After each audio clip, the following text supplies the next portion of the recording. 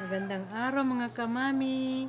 Nandito na naman si Mami Nor para gagawa ng napakasarap at napaka-creaming dessert. Tapioca mango dessert. Halik kayo guys, samahan niyo ako magluto.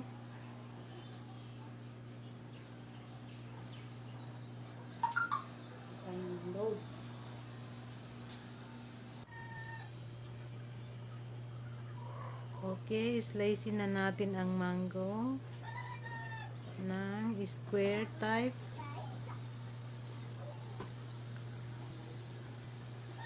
Pagkatapos ilagay na natin sa panglalagyan, kahit anong klase ng panglalagyan natin pwede.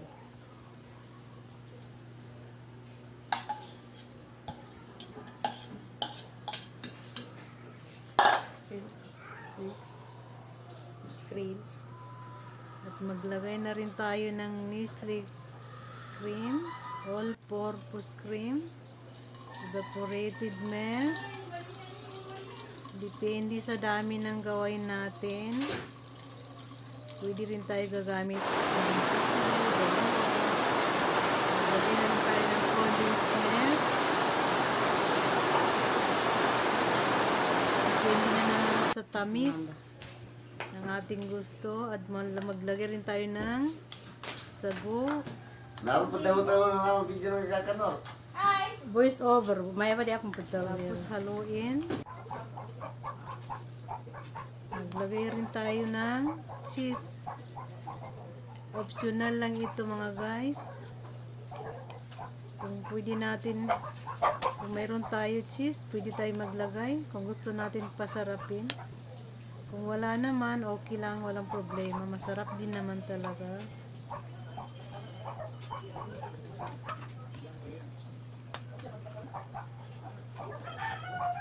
Kahit walang cheese.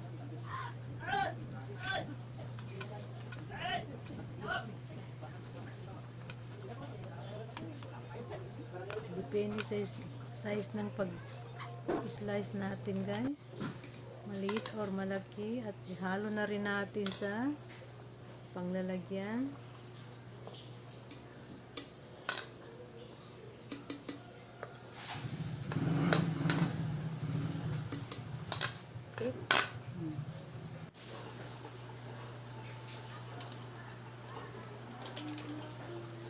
Magpakulo tayo ng Mr. Gulaman. I-boil natin ng 5 or 10 minutes. I-mix lang natin ng i-mix. Orange Mr. Gulaman. Pagkatapos ilagay natin sa panglalagyan at palamigin.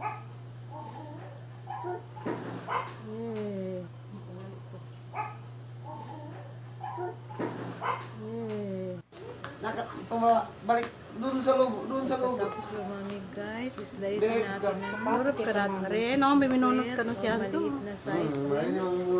Depende sa gusto natin ng size. Pwede. Hindi naman daw ni Bemi, chika ko rin. Minunod ko pa yun sa nato, minunod ka di kong gas ka na. Dahil mo kuha na ko sila. Kaya ba ginalay, nagkabasagya. Dito eh, bro. Yeah, YouTube channel gamit ng kahit anong kulay na gulaman guys. Lager dun sa sikat ka na doon. Orange ang gusto Sa ko na makatako. Maka-shoutout ka. Maging Walang bayad na rilas eh. Okay, halo na natin sa Dahil sa ko na? Maya pa di akong pagtawir. Mix na natin. Wow, napakasarap na dessert. Yummy, creamy dessert.